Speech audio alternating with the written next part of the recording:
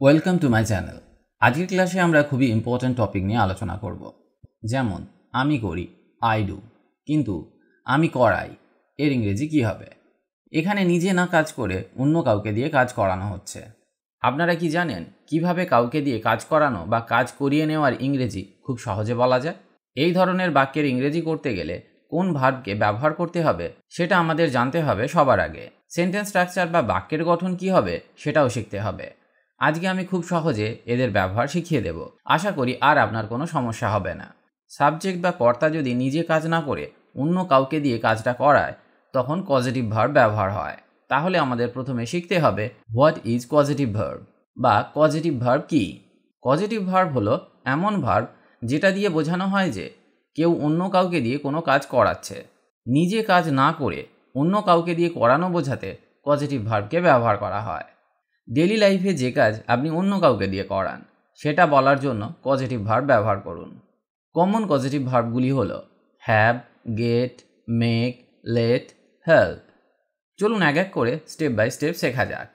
আমি তাকে দিয়ে কাজটা করাই এর মানে আমি নিজে কাজটা করি না, কাউকে দিয়ে করাই। এর ইংরেজি হবে I have him do the work. I have him do the work. এখানে সেন্টেন্স স্ট্রাকচারটা হবে এইরকম: subject plus have plus object plus base verb plus rest of the sentence. এই উদাহরণে আই হলো সাবজেক্ট, তারপর হ্যাভকে বসানো হয়েছে, হিম হলো অবজেক্ট, ডু হলো বেস ভার্ব, দ্য ওয়ার্ক হলো রেস্ট অফ দ্য সেন্টেন্স। তাহলে আমরা শিখলাম নিজে কাজ না করে অন্য কাউকে দিয়ে করানো বোঝাতে কিভাবে হ্যাভকে ব্যবহার করা হয়। এই সেন্টেন্স স্ট্রাকচারটা আপনাকে মনে রাখতে হবে। আশা করি এটা বোঝাতে পেরেছি। আরও উদাহরণ দেখা যাক। আমি তাকে দিয়ে ঘরটা পরিষ্কার করাই। I have him clean the room. I have him clean the room. এখানেও sentence structure subject plus have plus object plus base verb plus rest of the sentence. আর একটা বাক্য দেখা যাক। শিক্ষক ছাত্রদের পড়া মুখস্থ করান। The teacher has the students memorize the lesson. The teacher has the students memorize the lesson. যখন আমরা কাউকে ন্যাচারালি বা নিজের ইচ্ছায় কোনো কাজ করাই তখন হ্যাভ ব্যবহার করি, কিন্তু এই উদাহরণে আমি হ্যাভের বদলে হ্যাজকে ব্যবহার করেছি, কারণ সাবজেক্ট দ্য টিচার এটা থার্ড পারসন সিঙ্গুলার নাম্বার, সেই জন্য এখানে হ্যাজকে ব্যবহার করা হলো। এটাও আপনাকে মনে রাখতে হবে। এবার আমরা শিখব গেটকে কিভাবে ব্যবহার করা হয়।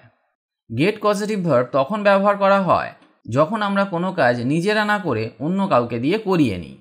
এটি সাধারণত দুভাবে হয়। প্রথম সেন্টেন্স স্ট্রাকচারটা হচ্ছে এরকম: get plus object plus past participle. এখানে কাজ করা হয়েছে বোঝাতে এই সেন্টেন্স স্ট্রাকচারটা ব্যবহার করা হয়। আর একটা সেন্টেন্স স্ট্রাকচার হলো get plus object plus to plus base verb. এক্ষেত্রে কাউকে কিছু করতে বলা বোঝাতে এই স্ট্রাকচারটা ব্যবহার করা হয়। চলুন এক এক করে উদাহরণের মাধ্যমে শিখি। আমি আমার চশমা ঠিক করাই। আমি নিজে চশমা ঠিক করি না, বরং অন্য কাউকে, যেমন অপটিশিয়ান বা টেকনিশিয়ান দিয়ে চশমা ঠিক করিয়ে নিই। এখানে বোঝানো হয়েছে যে আমি কাজটি নিজে না করে অন্যকে দিয়ে করিয়েছি। তো এর ইংরেজি হবে I get my glasses fixed. I get my glasses fixed. স্ট্রাকচারটা এরকম: subject plus get plus object plus past participle. কাউকে দিয়ে কিছু করানো অর্থে আমরা এইভাবে গেটকে ব্যবহার করতে পারি। এখানে সাবজেক্ট হলো আই বা আমি, তারপর গেটকে বসানো হয়েছে, অবজেক্ট হলো মাই গ্লাসেস বা আমার চশমা, পাস্ট পার্টিসিপল বা ভার্বের থার্ড ফর্ম হলো ফিক্সড বা ঠিক করা হয়েছে। আশা করি এই উদাহরণটা আপনাকে বোঝাতে পেরেছি। চলুন পরের উদাহরণটা দেখা যাক। সে তার চুল কাটায়। সে নিজে তার চুল কাটছে না, বরং বারবার দিয়ে কাটাচ্ছে। কাজটা অন্য কেউ করছে এবং সে করিয়ে নিচ্ছে। এক্ষেত্রে আমরা গেটকে ব্যবহার করতে পারি। তো এই বাক্যের ইংরেজি হবে he gets his hair cut. He gets his hair cut. এখানে সেন্টেন্স স্ট্রাকচারটা হবে subject plus get plus object plus past participle. এখানে সাবজেক্ট হলো হি বা সে, তারপর গেটকে বসানো হয়েছে, অবজেক্ট হলো হিজ হেয়ার বা তার চুল, পাস্ট পার্টিসিপল বা ভার্বের থার্ড ফর্ম হলো কাট বা কাটা। আমি আমার বাড়ি রং করাই। আমি নিজে বাড়ি রং করছি না, পেন্টার দিয়ে করিয়ে নিচ্ছি, কাজটা অন্য কেউ করছে। তো এইখানেও আমরা গেটকে ব্যবহার করতে পারি। তাহলে বাক্যটির ইংরেজি হবে I get my house painted. I get my house painted. Sentence structure subject plus get plus object plus past participle. এখানে সাবজেক্ট হলো আই, তারপর গেটকে বসানো হয়েছে, অবজেক্ট হলো মাই হাউস, পাস্ট পার্টিসিপল বা ভার্বের থার্ড ফর্ম হলো পেন্টেড বা রং করা হয়েছে। সে আমাকে বই পড়তে বলল। সে আমাকে অনুরোধ বা বোঝানোর মাধ্যমে বই পড়াচ্ছে। এখানে বোঝানো হচ্ছে যে কাউকে কাজটি করানো হচ্ছে। তো এর ইংরেজি হবে he Gates me to read the book. He gets me to read the book. এবার যেটা আপনাকে মনে রাখতে হবে, গেট পজিটিভ ভার্ব তখন ব্যবহার হয় যখন আমরা কোনো কাজ নিজেরা না করে অন্য কাউকে দিয়ে করিয়ে নিই। এবার আমরা শিখব মেককে কিভাবে পজিটিভ ভার্ব হিসাবে ব্যবহার করা হয়। কাউকে জোর করে বা ফোর্সফুলি কিছু করানো বোঝাতে মেককে ব্যবহার করা হয়। যেমন আমি তাকে দাঁড় করাই। এখানে বোঝানো হয়েছে আমি তাকে দাঁড়াতে বাধ্য করছি বা জোর করে দাঁড় করাচ্ছি। কাজটা সে নিজের ইচ্ছায় করছে না, আমি করাচ্ছি। তো এই বাক্যটির ইংরেজি হবে আই মেক হিম স্ট্যান্ড। তাহলে সেন্টেন্স স্ট্রাকচার হবে এই রকম: subject plus make plus object plus base verb plus rest of the sentence. এখানে আই হলো সাবজেক্ট, মেক হলো পজিটিভ ভার্ব, হিম হলো অবজেক্ট, স্ট্যান্ড হলো বেস ভার্ব। আর একটা উদাহরণ দেখা যাক। বাবা আমাকে সকালে উঠতে বলেন। বাবা আমাকে সকালে উঠতে জোর করছেন বা বাধ্য করছেন। আমি নিজে উঠছি না, বাবা ওঠাচ্ছেন। তো এর ইংরেজি হবে father makes me get up early. Father makes me get up early. এখানে ফাদার হলো সাবজেক্ট, মেক্স হলো পজিটিভ ভার্ব, মি হলো অবজেক্ট, গেট আপ হলো বেস ভার্ব, তারপর রেস্ট অফ দ্য সেন্টেন্স। বাবা আমাকে পড়তে বলেন। বাবা আমাকে বই পড়তে বাধ্য করছেন বা বলছেন। আমি নিজে পড়ছি না, বাবা বলছেন। তাহলে এই বাক্যের ইংরেজি হবে father makes me study. Father makes me study. আশা করি কিভাবে আমরা মেকে ব্যবহার করব সেটা আপনাকে বোঝাতে পেরেছি। তাহলে আপনাকে মনে রাখতে হবে কাউকে জোর করে বা ফোর্সফুলি কিছু করানো বোঝাতে মেককে ব্যবহার করা হয়। এবার আমরা শিখব use of let as a positive verb. Let ব্যবহার করা হয় কাউকে অনুমতি দেওয়া বোঝাতে। যেমন মা আমাকে খেলতে দেন। মা আমাকে খেলতে দেন। এই বাক্যে বোঝানো হয়েছে যে মা আমাকে খেলতে অনুমতি দেন। কাজটা আমি নিজে করছি, মানে খেলছি, তবে পারমিশন মা দিচ্ছেন। এই কাজটি নিজের ইচ্ছায় হচ্ছে, বাধ্য করা হচ্ছে না। বাক্যের গঠন হবে এইরকম: subject plus let plus object plus base verb. তাহলে বাক্যের ইংরেজি হবে mother let's me play. Mother let's me play. এখানে সাবজেক্ট হলো মাদার, তারপর লেটকে বসানো হলো, অবজেক্ট হলো মি, বেস ভার্ব হলো প্লে। আর একটা উদাহরণ দেখা যাক। আমি তাকে বাইরে যেতে দিই। এখানে আমি তাকে অনুমতি দিচ্ছি বাইরে যাওয়ার জন্য। কাজটা সে করবে, আমি তাকে বাধা দিচ্ছি না। তাহলে বাক্যটির ইংরেজি হবে I let him go outside. I let him go outside. তাহলে সেন্টেন্স স্ট্রাকচারটা হবে subject plus let plus object plus base verb.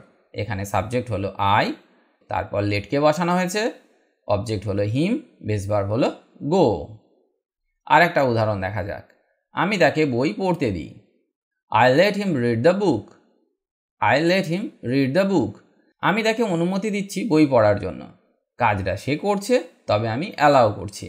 তাহলে আমরা শিখলাম লেট ব্যবহার করা হয় কাউকে অনুমতি দেওয়া বোঝাতে, অর্থাৎ যার পারমিশন দেওয়া হচ্ছে এবং সে কাজটি নিজে করছে বা কাজটি নিজের ইচ্ছায় হচ্ছে, বাধ্য করা হচ্ছে না।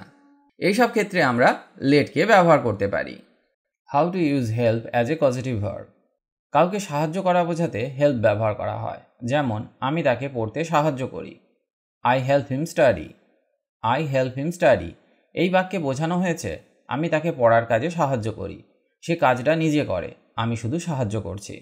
স্ট্রাকচার হবে এরকম: subject plus help plus object plus base verb বা ভার্বের ফার্স্ট ফর্মকে বসাতে হবে। এই সেন্টেন্সে আই হলো সাবজেক্ট, হেল্প হলো পজিটিভ ভার্ব, হিম হলো অবজেক্ট, স্টাডি হলো বেস ভার্ব। এই বাক্যে টু ব্যবহার করলেও বাক্যটি ঠিক হবে, কিন্তু সাধারণত হেল্পের পরে টু বাদও দেওয়া যায়। মানে আমরা বলতে পারি I help him to study. I help him to study. এখানে টু ব্যবহার না করলেও বাক্যটি ভুল হবে না। পরের উদাহরণটা দেখা যাক। আমি তাকে খাবার রান্না করতে সাহায্য করলাম। আমি তাকে খাবার রান্না করতে সাহায্য করলাম। I help him cook food. I help him cook food. এই বাক্যে বোঝানো হয়েছে আমি তাকে রান্নার কাজটি করতে সাপোর্ট দিয়েছি বা অ্যাসিস্ট করেছি। এখানে আই হলো সাবজেক্ট, হেল্পড হলো past form of the verb, him হলো অবজেক্ট, কুক হলো বেস ভার্ব। যেটা আপনাকে মনে রাখতে হবে, হেল্পের পরে বেস ভার্ব বা ভার্বের ফার্স্ট ফর্মকে ব্যবহার করা হয়। For example, I help her clean. I help her clean. হেল্পের পরে টু প্লাস বেস ভার্বও ব্যবহার করা যায়, যেমন I help her to clean. I help her to clean. দুটো বাক্যই সঠিক। পজিটিভ ভার্ব দিয়ে এটা বোঝানো হয় যে আমরা নিজেরা কাজ না করে অন্য কাউকে দিয়ে কাজ করাই। এই ভার্বের সঠিক স্ট্রাকচার ও ইউসেজ শিখলে আপনার ইংরেজি কমিউনিকেশন আরও স্মুথ হবে। তাহলে আমরা শিখলাম হ্যাভ মানে কাউকে দিয়ে কাজ করানো, যেমন আমি তাকে দিয়ে কাজ করাই। গেট মানে কাউকে দিয়ে কাজ করিয়ে নেওয়া, যেমন আমি মোবাইল ঠিক করাই। মেক জোর করে করানো, আমি তাকে জোর করে পড়াই। লেট অনুমতি দেওয়া, মা আমাকে খেলতে দেন। হেল্প সাহায্য করা, আমি তাকে পড়তে সাহায্য করি। এবার এই বাক্যগুলির ইংরেজি কী হবে সেটা আমাকে কমেন্ট করে জানান। থ্যাংক ইউ সো মাচ ভিডিওটা অ্যাটেন্টিভলি দেখার জন্য। আজ আমরা শিখলাম কিভাবে পজিটিভ ভার্ব ব্যবহার করে অন্য কাউকে দিয়ে কাজ করানোর ইংলিশ সেন্টেন্স বানানো যায়। আপনার যদি ভিডিওটা ইনফরমেটিভ লেগে থাকে তাহলে একটা লাইক দিন, আর অবশ্যই চ্যানেলটা সাবস্ক্রাইব করবেন, আর কমেন্ট করে জানাবেন আপনি আর কি ইংলিশ গ্রামার টপিক নিয়ে জানতে চান। See you in the next video. Till then, keep practicing and stay confident. Bye bye.